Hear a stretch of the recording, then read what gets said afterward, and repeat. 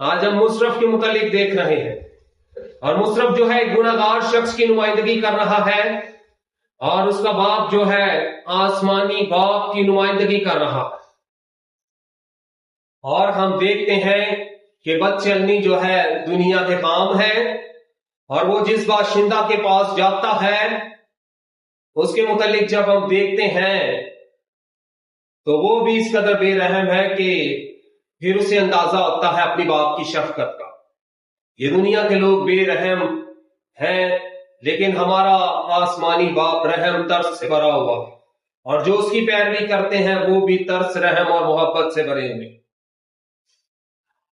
اسی یسوع میں آپ سب کی سلامتی ہو۔ آئیے عزیزو، ہم تھوڑے سے وقت کے لیے خداوند کی الہی زندہ بخش کلام کی طرف متوجہ ہو اور اپنا دھیان و گیان لگائیں کہ آج خداوند مجھ سے اور آپ سے کیا مخاطب ہے۔ میرے ساتھ نکالیے انسال کی کتاب اور اس کا 18واں باب ہے، اور اس کی نامی آیت میں پر ہم غور و خوض کریں گے۔ لکھا ہے انسال 18ویں باب کی نامی آیت میں، کام میں سستی کرنے والا مصرف کا بھائی ہے۔ کام میں سستی کرنے والا مصرف کا بھائی ہے۔ خدا کے پاک کلام کے پڑھے سنے جانے پر خداوند کی برکت ہو۔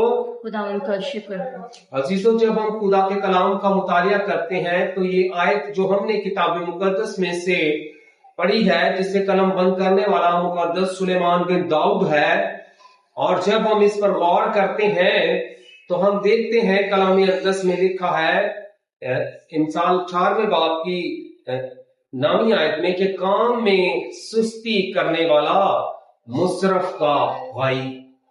اور کتاب مقدس کے اندر آپ دیکھ سکتے ہیں کہ بائبل کا خدا سست شخص کو ہرگز پسند نہیں کرتا۔ اب ہر وہ شخص جو کام میں سستی کرتا ہے وہ کیا ہے؟ مصرف کا بھائی ہے۔ کتاب مقدس میں نئے عہد نامہ کے اندر یسوع مسیح کیا کہتے ہیں؟ اے سست اور نکمے نوکر، جس نے اپنا ایک توڑا لیا اور اسے مچھی کے اندر چھپا دیا۔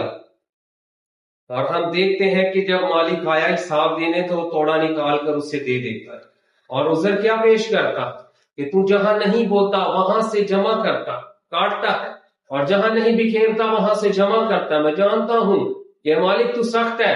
تو اس نے کہا تجھے پھر لازم تھا کہ میرا روپیہ پیسہ سیوکاروں کو دیتا اور میں آ کر اسے کیا کرتا؟ سود سمیت واپس لے لیتا۔ تو آج کا ہمارا جو مضمون ہے وہ ہے مصرف، اور مصرف کوئی نام نہیں ہے۔ کام میں سستی کرنے والا کیا ہے؟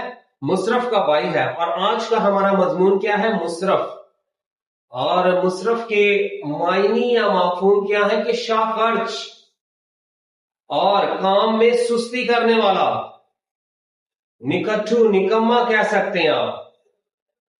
اور اس کے متعلق ہم جب لوکا کی انجیل پر غور کرتے ہیں تو میرے ساتھ نکالیے کتاب مقدس میں سے مقدس لوکا کی معرفت لکھی گئی انجیل اور اس کا 15واں باب اور اس کی 11ویں آیت سے ہمیں ایک ایسے شخص کا ذکر ملتا ہے کہ جو آسمانی باپ کی کیا کر رہا ہے؟ نمائندگی کر رہا، اور جس کے کیا ہے؟ 2 بیٹے ہیں، اور ایک اپنے باپ سے کیا کرتا ہے؟ تقاضا اپنے مال و متاع کا کرتا ہے کہ جو میرے حصے میں آتا ہے تو اسے مجھے کیا کر دے؟ دے دے۔ سو یہاں کیا لکھا ہے ہم دیکھتے ہیں، مقدس لوکا کی معرفت لکھی گئی انجیل اور اس کا 15واں باب اور اس کی 11ویں آیت میں لکھا ہے، پھر اس نے کہا کہ کسی شخص کے کیا تھے؟ 2 بیٹے تھے۔ ان میں سے چھوٹے نے باپ کے پاس آ کر اپنے مال کا جو حصہ مجھ کو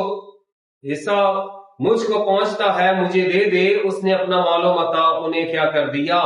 بانٹ دیا۔ چھوٹے بیٹے نے کیا تقاضا کیا؟ یا باپ، مال کا جو حصہ میرا بنتا ہے مال و متاع کا وہ مجھے دے دے۔ اس کے باپ نے اسے کیا کر دیا؟ بانٹ دیا ان کو۔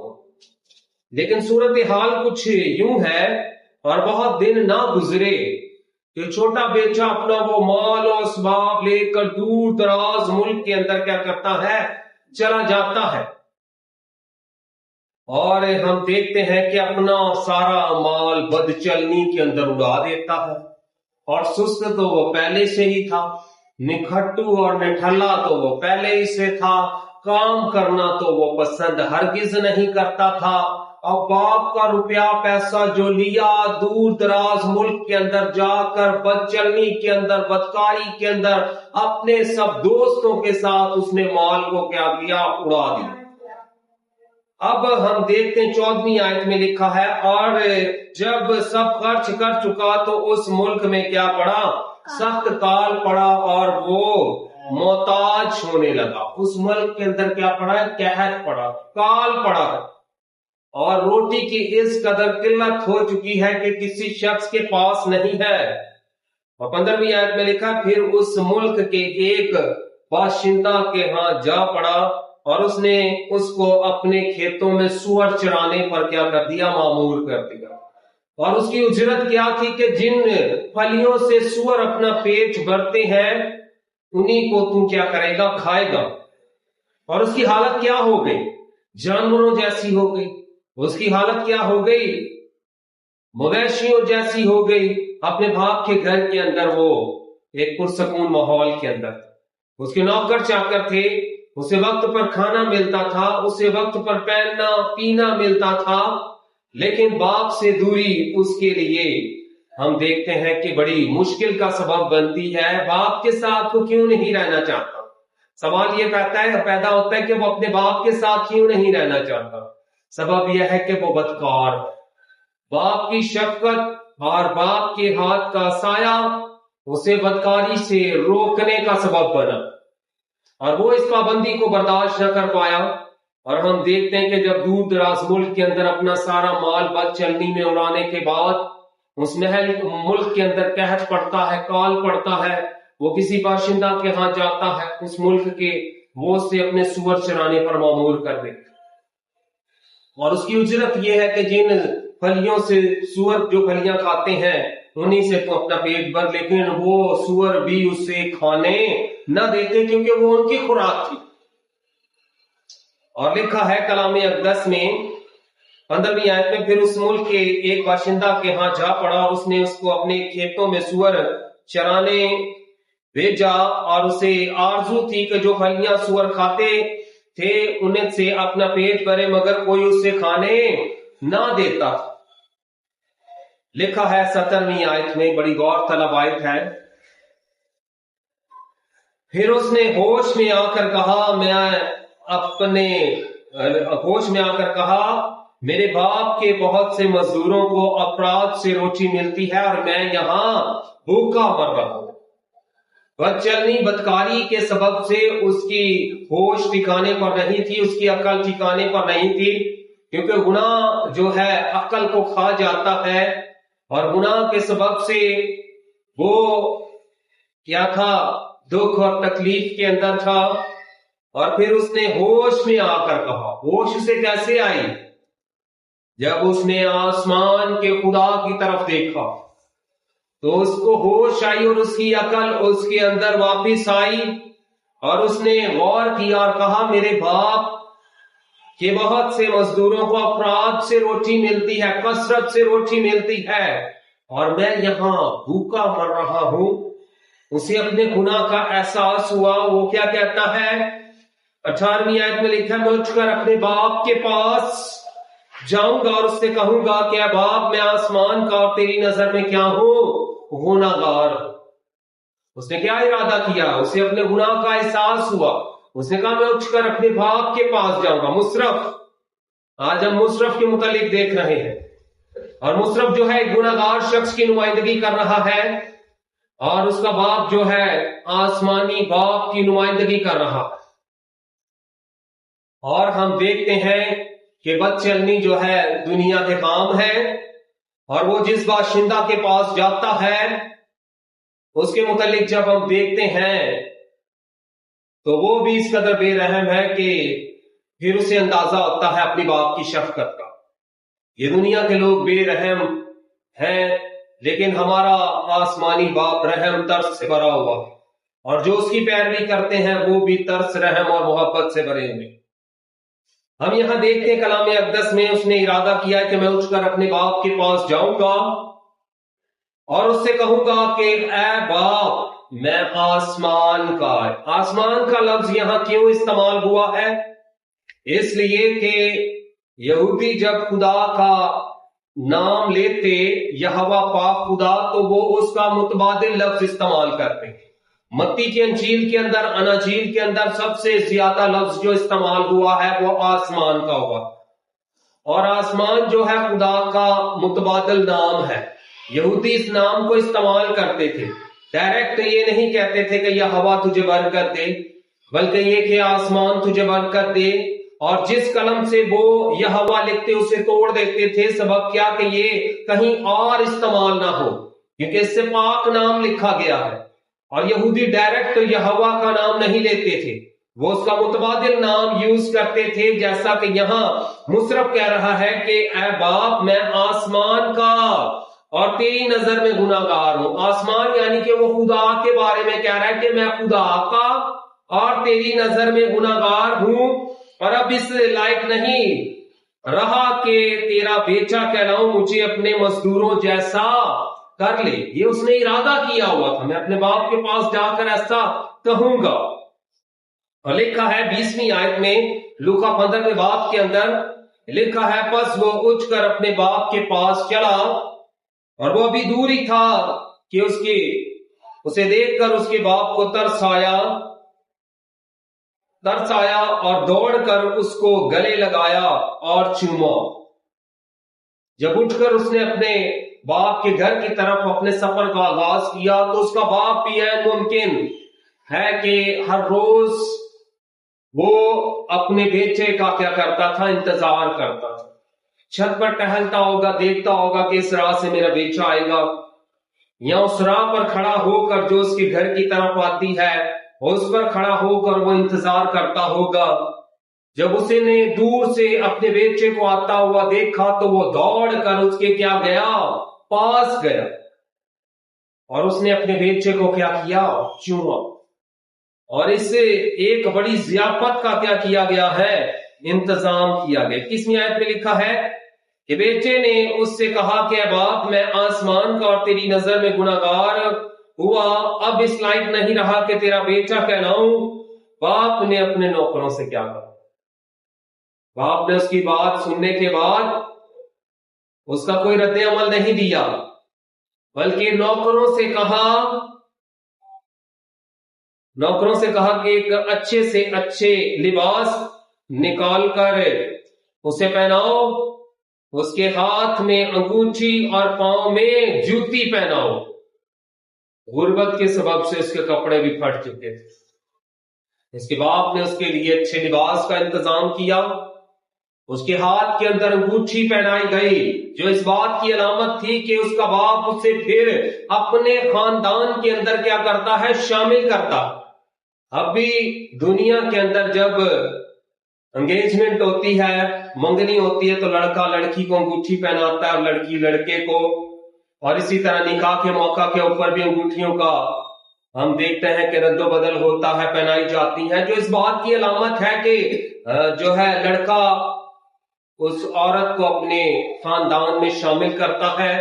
اسی طرح دونوں ہی ایک دوسرے کے خاندان کے اندر یہ انگوٹھیاں پہنانے کے سبب سے شامل ہوتے ہیں۔ مصرف بھی جب اس کا باپ اسے انگوٹھی پہناتا ہے تو پھر سے اپنے خاندان میں کیا کرتا ہے، شامل کرتا ہے۔ قدیم زمانہ کے اندر ہم دیکھتے ہیں کہ بادشاہ جس شخص کو اپنے خاندان میں شامل کرتے تھے یا جس سے بہت زیادہ خوش ہوتے تھے، وہ اسے کیا کرتے تھے، اپنے ہاتھ سے انگوٹھی اتار کر پہناتے تھے۔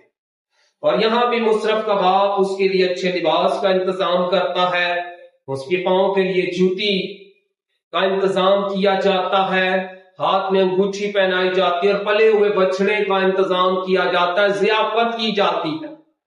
کیوں ضیافت کی جاتی ہے؟ کہ لکھا ہے زمین پر جب ایک شخص توبہ کرتا ہے تو آسمان پر لاکھوں قدسی، لاکھوں فرشتے خوشی مناتے ہیں۔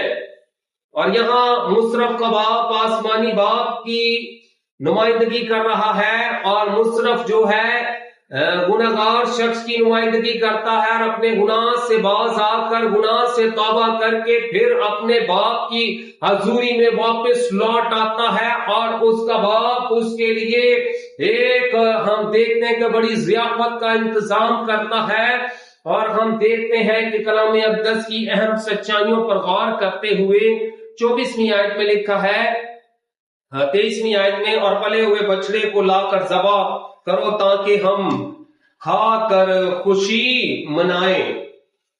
और फिर इसी तरह हम देखते हैं कलाम अक़दस की अहम सच्चाइयों पर गौर करते हुए लिखा है 24वीं आयत में, 24वीं आयत में, क्योंकि मेरा ये बेटा मुर्दा था अब जिंदा हुआ। खुशी मनाना क्यों जरूरी है? कि ये गुनाह के सबब से मर चुका था और अब जिंदा हुआ जब इसे अपने गुनाह का एहसास हुआ।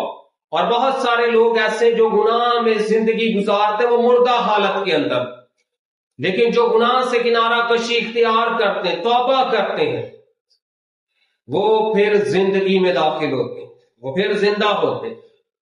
लिखा है कलाम अक़दस में, क्योंकि मेरा ये बेटा मुर्दा था अब जिंदा हुआ, खो गया था अब मिला, बस वो खुशी मनाने लगे।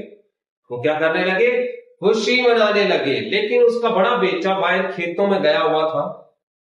लिखा 25वीं आयत में, लेकिन उसका वो बड़ा बेटा खेत में था। जब वो आकर घर के नजदीक पहुंचा तो गाने बजाने और नाचने की क्या सुनी? आवाज सुनी। उसके बड़े बेटे ने जब वो खेत से लौट कर आता है तो उसने गाने बजाने की और नाचने गाने की क्या सुनी? आवाज सुनी। और एक नौकर को वो बुलाकर दरियाफ्त करने लगा कि ये क्या हो रहा है। उसने उससे कहा कि तेरा भाई आ गया है और तेरे बाप ने पला हुआ बछड़ा ज़बा करवाया क्योंकि उससे भला चंगा पाया। और वो उसका बड़ा भाई, 28वीं आयत में लिखा है कि वो गुस्सा हुआ और अंदर जाना ना चाहा। वो इस मंजर को देखकर क्या करता है? उसका बड़ा बेटा रंजीदा होता है और अंदर जाना नहीं चाहता, मगर उसका बाप बाहर जाकर उसे मनाने लगा। उसका बड़ा बेटा बाहर आकर उसे क्या करने लगा? मनाने लगा। उसने अपने बाप से जवाब में कहा, देख मैं इतने बरसों से तेरी खिदमत कर रहा हूं, मैं इतने बरसों से मैं तेरी खिदमत करता हूं और कभी तेरी हुक्म अदूली नहीं की, मगर तूने मुझे कभी एक बकरी का बच्चा भी ना दिया कि अपने दोस्तों के साथ खुशी मनाता। मुशर्रफ भी तो दोस्तों के साथ खुशी मना रहा था ना। अब इसका शिकवा ये है अपने बाप से, क्या बाप मैं इतने बरसों से तेरी खिदमत कर रहा हूं, मैंने कभी तेरी हुक्म अदूली नहीं की, कभी तूने मुझे बकरी का बच्चा भी नहीं दिया कि मैं अपने दोस्तों के साथ खुशी मनाता। ये दोस्तों के साथ खुशी मनाना, दुनियादारी के दोस्तों के साथ खुशी मनाना, ये बदचलनी, बदकारी और गुनाह की तरफ लेकर जाती है ये बात। मुशर्रफ भी तो इन्हीं में फंसा हुआ था और इन्हीं में से निकलकर बाहर आया। और हम यहाँ देखते कलाम अक़दस में लिखा, उसके बाप का जवाब बड़ा तसल्ली बख्श है। लिखा 30वीं आयत में, कलाम अक़दस में 29वीं आयत में क्या लिखा? खुदावंद का बंदा क्या फरमाता है? मुक़द्दस लूका क्या कलम बंद करता है? खुदावंद क्या फरमाता है यहाँ हम हमारे लिए? 30वीं आयत में लिखा है, 29वीं आयत के आखिरी हिस्सा पर जब हम गौर करते हैं 30वीं आयत के, लिखा, लेकिन जब तेरा ये बेटा आया जिसने तेरा मालो मता कसबियों में उड़ा दिया, तो तू उसके लिए तूने पला हुआ बछड़ा ज़बा करवाया। और उसने उससे कहा, बेटा तू हमेशा मेरे पास है और जो कुछ मेरा है वो तेरा ही है, लेकिन खुशी मनाना और शादमान होना मुनासिब था क्योंकि ये तेरा भाई मुर्दा था अब जिंदा हुआ, खो गया था अब मिला। سو اس کا باپ اس سے کیا کہتا ہے؟ اس نے اس سے کہا بیٹا تو ہمیشہ کیا ہے؟ میرے پاس ہے، اور جو کچھ میرا ہے وہ تیرا ہی ہے، لیکن غور طلب بات کیا ہے؟ لیکن خوشی منانا اور شادمان ہونا مناسب تھا، کیونکہ تیرا یہ بھائی مردہ تھا، گناہ میں تھا، یہ مردہ تھا، یہ ہم سے جدا تھا گناہ کے سبب سے، اب زندہ ہوا، کھویا ہوا تھا اب ملا۔ مصرف اپنے گناہ کا اقرار کرتے ہوئے اپنے باپ کے سامنے آ کر بھی اپنے گناہ کا اقرار کرتا، باپ بڑی خوشی شادمانی سے اسے اپنے خاندان میں شامل کر لیتا۔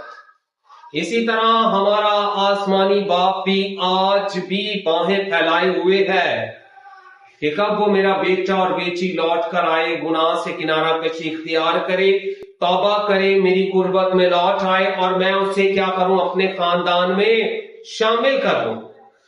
خدا کا بھی خاندان ہے، اور لکھا مقدس موسیٰ خدا کے گھر کے اندر ایک دیانتدار خادم کی طرح، لیکن یسوع مسیح کی کیا حیثیت ہے؟ کہ وہ ایک بیٹے کی حیثیت سے ہے آسمانی باپ کے خاندان کے اندر۔ لمحہ فکریہ یہ ہے کہ ہم گناہ سے کنارہ کشی اختیار کریں جیسے مصرف نے کی، اور مقدس کلام میں لکھا ہوا ہے اعمال 3 باب کی 19ویں آیت کے اندر ہم اس پر غور کریں گے۔ کیا لکھا ہے؟ خداوند کیا فرماتا ہے اپنے بندہ کے وسیلہ سے؟ اعمال کی کتاب اس کا 3 باب اور اس کی 19ویں آیت میں لکھا ہوا ہے، غور کریں گے اس بات کے اوپر۔ بس توبہ کرو اور رجوع لاؤ تاکہ تمہارے گناہ مٹائے جائیں، اور اسی طرح خدا کے حضور سے تازگی کے دن آئے۔ دیکھا، پس توبہ کرو، رجوع لاؤ، خداوند کی طرف لوٹ آؤ تاکہ تمہارے گناہ مٹائے جائیں، جس طرح مصرف کا باپ اس کے گناہوں کو بھول گیا۔ جب اس نے توبہ کی نا، اقرار کیا، اسے اپنے گناہ کا احساس ہوا۔ تو میں بارہا بتا چکا ہوں کہ مصرف کا باپ آسمانی باپ کی نمائندگی کر رہا ہے، اور مصرف ایک گناہگار شخص کی نمائندگی کر رہا، اور جس عیش و عشرت کے لیے وہ مال و متاع لے کر گیا تھا وہ دنیا کی بد چلنی بدکاری کے اندر تھا، دنیا کی عیش و عشرت کے اندر تھا۔ آج بھی بہت سارے لوگ دنیا کی عیش و عشرت کے اندر رہنا چاہتے ہیں، لیکن جب آسمانوں کے آسمان میں سمانے والا ہمارا آسمانی باپ بادلوں پر تخت نشین ہو کر جب وہ آئے گا تو آسمان کی بادشاہی کے اندر وہی لوگ داخل ہوں گے جو اس کی فرما برداری میں رہتے ہیں، جو اس کی قربت میں رہتے ہیں، جو گناہ سے کنارہ کشی اختیار کر کے اس کے ساتھ زندگی گزارنا چاہتے ہیں۔ لمحہ فکریہ یہ ہے کہ ہم ہمیشہ خداوند میں زندگی گزاریں، اور بہت سارے لوگ جو مصرف کی طرح کھوئے ہوئے ہیں، جو مصرف کی طرح باپ کی قربت سے دور ہیں، ان کو اس کی حضوری میں لانے کا سبب بنے، کیونکہ پطرس کے خط کے اندر لکھا ہوا ہے کہ خدا کسی روح کی ہلاکت نہیں چاہتا، بلکہ یہ چاہتا ہے کہ سب کی توبہ تک نوبت پہنچے۔ یسوع مسیح کی منادی کے اندر سب سے پہلے اس بات پر زور دیا گیا کہ متی کی انجیل اس کے 4 باب کی 17ویں آیت میں لکھا ہے کہ اس وقت سے یسوع نے منادی کرنا اور یہ کہنا شروع کیا کہ توبہ کرو کیونکہ آسمان کی بادشاہی نزدیک آ گئی۔ اور پھر متی کی انجیل اس کے 3 باب کی 2 آیت میں لکھا توبہ کرو کیونکہ آسمان کی بادشاہی نزدیک آ گئی۔ 3 باب کی 8ویں آیت میں لکھا پس توبہ کے موافق پھل لاؤ، خدا میری اور آپ کی زندگی پاک چاہتا ہے کیونکہ وہ پاک خدا ہے، وہ پاکیزگی کا خدا ہے، وہ کج رفتاری پر نگاہ نہیں کرتا۔ وہ مجھ سے اور آپ سے یہ چاہتا ہے کہ ہم پاکیزگی کی زندگی بسر کریں، تاکہ جب وہ پاک خدا مجھے اور آپ کو لینے کے لیے آئے تو ہم میں سے کوئی شرمندہ نہ ہو، اور اس کا لہو ہماری پاکیزگی کا سبب بنتا۔ پہلا یوحنا کام خط اس کے 1 باب کی 7ویں آیت کے اندر لکھا کہ یسوع مسیح کا لہو ہمیں گناہوں سے کیا کرتا ہے؟ پاک کرتا۔ اس کی قربانی ہمیں گناہوں سے پاک کرتے جب ہم اس پر ایمان لاتے۔ خدا آپ سب کو اس کلام کے وسیلہ سے کثرت کی برکت بخشے اور یہ گہرا فضل بخشے کہ آپ اس میں بڑھتے اور تقویت پاتے چلیں۔